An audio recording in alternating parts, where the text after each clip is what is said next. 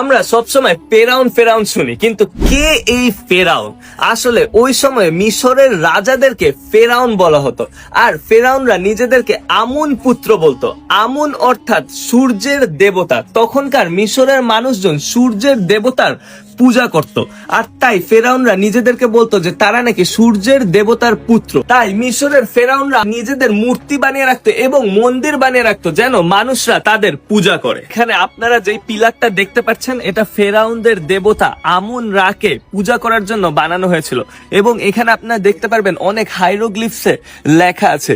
এই লেখাগুলোর অর্থ হলো আমুন রাকে কখন তারা পূজা করবে সেই টাইমগুলো দেওয়া আছে এবং তাদের ধর্মীয় সাইন্সগুলো দেওয়া আছে। মিশরের মানুষরা তখন এই সাইনগুলা দেখে বুঝতো যে কখন তারা তাদের আমুন গডকে পূজা করবে। দেখুন, এটাই সেই আমুনের মূর্তি যেটাকে ফেরাউনরা পূজা করত।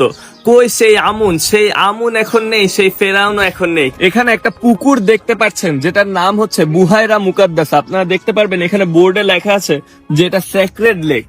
ওই সময়কার যারা ফেরাউনের পূজা করত তারা একবার সূর্য উঠার সময় এই পুকুরে এসে ডুব দিয়ে নিজেকে পবিত্র করত, আবার সূর্য অস্ত যাওয়ার সময় আরেকবার এই পুকুরে ডুব দিয়ে নিজেকে পবিত্র করত। এই জায়গাটিও আমুন দেবতাকে পূজা করার জায়গা, এবং এই জায়গাটি তো আপনারা যত মূর্তি দেখতে পারবেন এক একটা আমুন দেবতার সন্তানদের মূর্তি। এখানে এসে ফেরাউনরা এই আমুন দেবতার পূজা করত, কিন্তু দেখেন এখন তাদের দেবতার কি অবস্থা, ভেঙে চুরে পুরাই শেষ।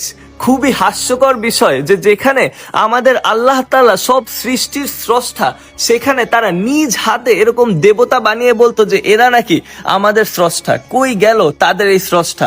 কি অবস্থা তাদের এই স্রষ্টার এখন? এটা পুরোপুরি ইললজিক্যাল এবং হাস্যকর বিষয়।